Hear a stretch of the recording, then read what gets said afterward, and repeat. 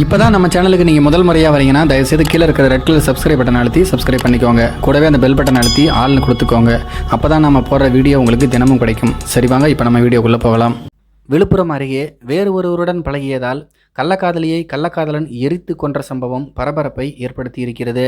விழுப்புரம் மாவட்டம் காவணிப்பாக்கம் மடலாற்று பகுதியில் நேற்று முன்தினம் மாலை கடலூர் மாவட்டம் பன்ருட்டி அடுத்த கரும்பூர் பகுதியை சேர்ந்த குப்புசாமி மனைவி வசந்தி என்பவர் எரிந்து போன நிலைமையில் சடலமாக கிடந்தார். இந்த பெண்ணுக்கு வயது 31.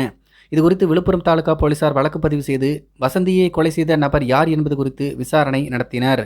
அந்த விசாரணையில் வசந்தியை கொலை செய்தது புதுப்பேட்டை அடுத்துள்ள ரெட்டிக்குப்பத்தை சேர்ந்த கஞ்சமலை என்பவருடைய மகன் 53 வயதான தெய்வக்கண்ணு என்பது தெரியவந்தது. இதனை அடுத்து தெய்வக்கண்ணுவை புதுப்பேட்டை போலீசார் மடக்கி பிடித்து விழுப்புரம் தாலுகா போலீசாரிடம் ஒப்படைத்தனர். இதனையடுத்து தெய்வக்கண்ணுவிடம் போலீசார் கிடுக்குப்பிடி விசாரணை நடத்தியதில் அவர் வசந்தியை கொலை செய்ததை ஒப்புக்கொண்டார். மேலும் கொலைக்கான காரணம் குறித்து அவரிடம் போலீசார் தீவிரமாக விசாரணை நடத்தினர்.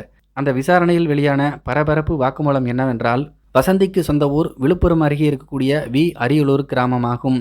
இவருக்கும் கரும்பூரை சேர்ந்த குப்புசாமி என்பவருக்கும் கடந்த 15 ஆண்டுகளுக்கு முன்பு திருமணம் நடந்தது. இவர்களுக்கு 2 மகன்களும் உள்ளனர். குப்புசாமி மதகப்பட்டில் இருக்கக்கூடிய ஒரு தனியார் மருத்துவமனை வளாகத்தில் இயங்கும் ஓட்டலில் சமையல் மாஸ்டராக பணியாற்றி வருகிறார். வசந்தி விழுப்புரத்தில் இருக்கக்கூடிய ஒரு துணிக்கடை உரிமையாளர் வீட்டில் வீட்டு வேலைகளை செய்து வந்தார். வசந்திக்கும் அவரது பக்கத்து ஊரில் வசித்து வரும் தெய்வக்கண்ணுவுக்கும் பணம் கொடுக்கல் வாங்கல் தொடர்பாக பழக்கம் ஏற்பட்டது. இந்த பழக்கம் நாளடைவில் அவர்களிடையே கள்ளக்காதலாக மாறியது. கடந்த 1 வருடமாக 2 பேரும் தனிமையில் சந்தித்து தங்களுடைய கள்ளக்காதலை வளர்த்து வந்தனர். இதற்காக வசந்திக்கு அவ்வப்போது தெய்வக்கண்ணு நகை பணம் கொடுத்து வந்துள்ளார். இவ்வாறாக அவர் வசந்திக்கு 1 லட்சம் ரூபாய் பணமும் 3 சவரன் நகையும் கொடுத்துள்ளார். இந்த சூழலில்தான் கடந்த 4 மாதங்களாக தெய்வக்கண்ணுவிடம் வசந்தி பேசுவதில்லை. இது குறித்து அவரிடம் தெய்வக்கண்ணு கேட்டபோதிலும் சரியாக பதில் சொல்லவில்லை. அதன் பிறகுதான் வசந்தி வேறு ஒரு வாலிபருடன் பழகி வந்த விஷயம் தெய்வக்கண்ணுவிற்கு தெரிய வந்துள்ளது. இது குறித்து வசந்தியிடம் கேட்டு அவர் பிரச்சனை செய்துள்ளார். இருந்தாலும் தெய்வக்கண்ணுவிடம் வசந்தி சரிவர பேசவில்லை.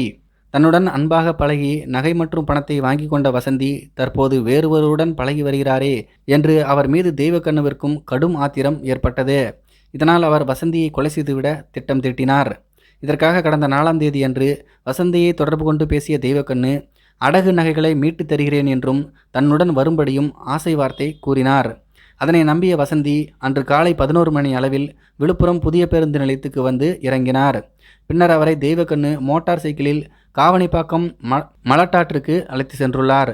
ஏற்கனவே மது உணவு வாங்கி வைத்திருந்த தெய்வக்கண்ணு அங்குள்ள மலட்டாற்று பகுதியில் வைத்து மது அருந்தினார்.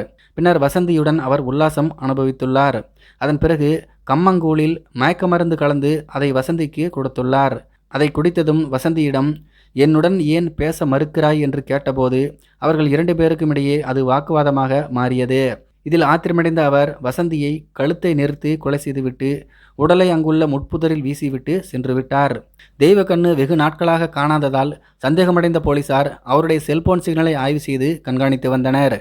இந்த விஷயம் தெய்வக்கண்ணுக்கு தெரிய வரவே வசந்தியை கொலை செய்த தடயங்களை மறைப்பதற்காக கடந்த 15ஆம் தேதி மீண்டும் காவணிப்பாக்கம் மடலாற்று பகுதிக்கு சென்றுள்ளார்.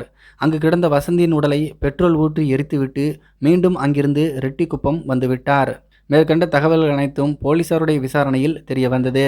இதனை அடுத்து தெய்வக்கண்ணு மீது கொலை வழக்கு பதிவு செய்த போலீசார் அவரை கைது செய்து தற்போது சிறையிலும் அடைத்திருக்கிறார்கள். இதை பற்றி உங்களுடைய கருத்துக்கள் என்ன அப்படிங்கிறது கீழே இருக்கிற கம்பாஸில் தெரியப்படுத்துங்க. மேலும் இது போன்ற வீடியோக்களை பார்க்க நம்முடைய சேனலை சப்ஸ்கிரைப் பண்ணிக்கோங்க. நன்றி, வணக்கம்.